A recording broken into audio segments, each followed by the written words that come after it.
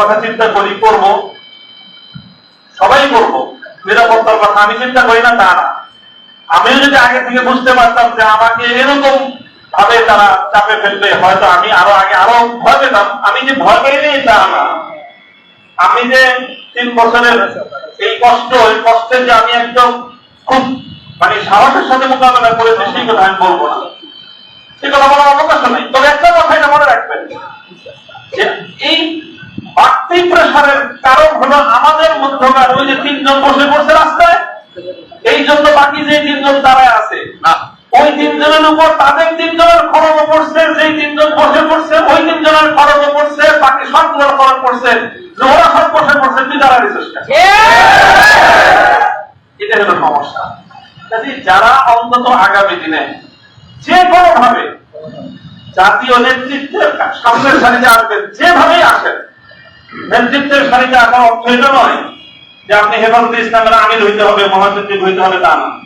অথবা আপনাকে কোন সংগঠনের আমির মহাসচিব হইতে হবে, তাও না। যারা যেভাবে নেতৃত্বের সামনের আসনে চলে আসবেন, বিভিন্ন বিভাগীয় পর্যায়ে, জাতীয় পর্যায়ে, আপনাদের কি কথাটা মনে রাখতে হবে যে আপনার দুর্বলতা শুধু আপনাকে নিরাপদ করে তা নয়, এবং আপনার দুর্বলতা আরো 3 জনের জন্য বাড়তি ঝুঁকি তৈরি করে। কথাগুলো আমি বলতেছি এখানে সবাই গভীরভাবে অনুভব করবো ইনশাআল্লাহ। আল্লাহ পাক রব্বুল আলামিন আমাদেরকে হিম্মত দান করেন, তৌফিক দান করেন। এবং কথাটা শুধু এই চূড়ান্ত 3 বছর চলে গেছে কারাগার থেকে মুক্ত হওয়ার পরে আপনাদের এই ভালোবাসা, এই যে উচ্ছ্বাস মানুষের, এটাতে আমি খুব বেশি আপ্লুত তা না। তবে আমার কাছে মনে হয়েছে বারবার যে দুনিয়ার এই 3 বছরের কারাবন্দির পর এই উচ্ছ্বাসটা কতটা আনন্দের। তো সত্যিকার আনন্দ তখন হবে যখন কবর, হাসর, ফুলসেরাত পার হয়ে জান্নাতে গিয়ে প্রকৃত মুক্তির স্বাদ যেদিন আস্বাদন করতে পারবো, সেদিনই হবে আসলে প্রকৃত মুক্তি। যদি আমি সেই মুক্তির কোন ব্যবস্থা না হলো, আপনাদের এই অভিনন্দন, আপনাদের এই সংবর্ধনা, আপনাদের এই উচ্ছ্বাস 2 পয়সার কোন মূল্য লাগে না। যদি সকলেই যেন আমরা সেই চূড়ান্ত মুক্তির পথে সামনের দিকে অগ্রসর হতে পারি, এবং যারা সত্যের পথে চলে তাদের হাতকে শক্তিশালী করার জন্য, তাদেরকে সাহস যোগানোর জন্য, তাদের উপর ঝুঁকি তৈরি হলে সেই সময় নিজে যেন বাড়তি ঝুঁকির কারণ না হয়, বরং সেই সময় তাদের সহযোগিতা করার জন্য পাশে দাঁড়ানো উচিত। তাহলে পরিস্থিতিটা অনেকটাই সহজ হয়, অনেকটা সহজ হয়।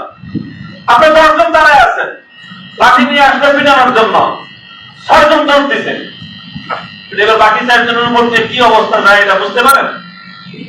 যে লোক লাঠি নিয়ে আসছে, যখন আপনি লাঠি থেকে 3 জন দৌড়তেছে, 6 জন দৌড়তেছে, তখন তার মধ্যে শক্তি সাহস অনেক বেড়ে যায়। তখন আর বাকি যে 4 জন দাঁড়ায় আছে ওদের অবস্থা তো যায় কিয়ামত ওদের উপর দিয়ে। আপনারা যে বাকি 6 জন দৌড়তেছেন, আপনারা শুধু নিজের নিরাপত্তার কথা চিন্তা করলেন, তারে মাঠে একা ফেলে গেলেন, তার পরিস্থিতিটা কি হবে সেটা কি একবার ভেবেছেন? যারা নেতৃত্বের আসনে আছেন, ধারে কাছে আছেন, সবাই আগে এই কথাটা চিন্তা করে যদি মনে করেন যে হ্যাঁ আপনার মধ্যে আপনি সেই দুর্বলতাই খুঁজে পান, 6 জন সাথীকে ময়দানে একা ফেলে বাকি 6 জন আমরা পালায় যাবেন, দোহাই লাগে আগে আপনি নেতৃত্বের আসন থেকে বেড়ে চলে যান।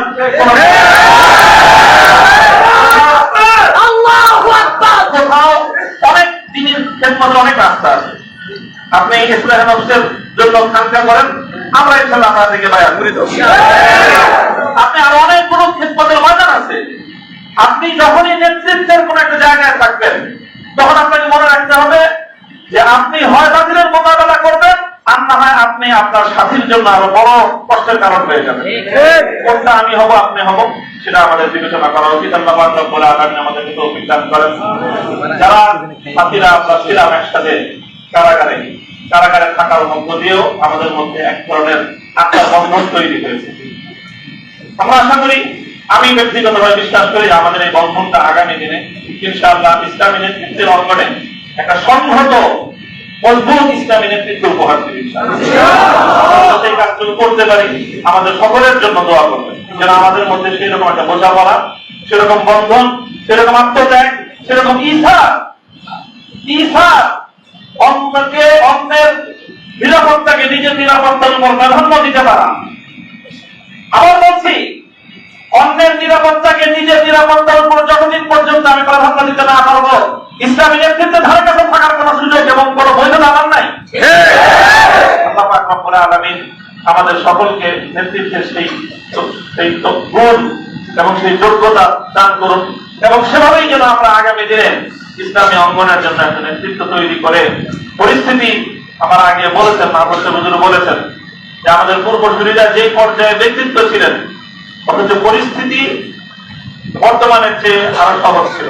আর সেই তুলনায় এখন আমাদের যে রোহানিয়াদের যে অবস্থান, আধ্যাত্মিক যে অবস্থান, আর সেই তুলনায় পরিস্থিতির যে ভয়াবহতা আমাদের জন্য পরিস্থিতি অনেক জটিল করে দিয়েছে। এই সময়ে আমরা কেউ যদি একটু দুর্বলতা প্রদর্শন করি, বাকি অন্যদের জন্য সেটা অনেক বড় বেশি কঠিন পরিস্থিতি তৈরি করে দেয়। আল্লাহ রাব্বুল আলামিন আমাদের সকলকে তৌফিক দান করুন। যারা এই প্রচন্ড গরমের মধ্যে আজকে সারাদিন, কালকে সারা রাত আমার মুক্তির জন্য এবং আমার মুক্তির পরবর্তী এই আনন্দের মধ্যে আপনারা যারা অংশগ্রহণ করেছেন, আমাকে উৎসাহিত করেছেন, আমার সহকর্মী এবং আমরা যারা কারারুদ্ধ ছিলাম একসঙ্গে, আমাদের কারা সহযোগীদের আপনারা উদ্বুদ্ধ করেছেন। আল্লাহ পাক রব্বুল আলামিন আমাদের সকলকে দান করুন। আগামী দিনের জন্য হক এবং হকদানিয়াতের পথে থাকতে পারি, আল্লাহ সন্তুষ্টির পথে রিয়া এবং কিবির মুক্ত আমল যেন করতে পারি, তৌফিক আল্লাহ দান করুন। আল্লাহু দাওয়ানা আলহামদুলিল্লাহ রাব্বিল আলামিন।